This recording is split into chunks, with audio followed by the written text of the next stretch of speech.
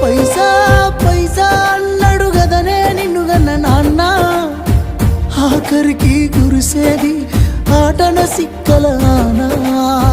పరుగు పరుగు అంటూ తీస్తిరి గదనే పరుగు, పానం పోయినంక మోగేదే డప్పుల దరువు.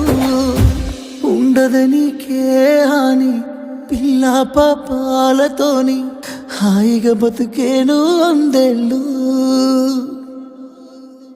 నువ్వు పూలు అల్లుకొని పోతున్నవే అత్తగారింటికి, నే పువ్వులు జల్లుకొని పోతున్ననే కాలే తాటికి.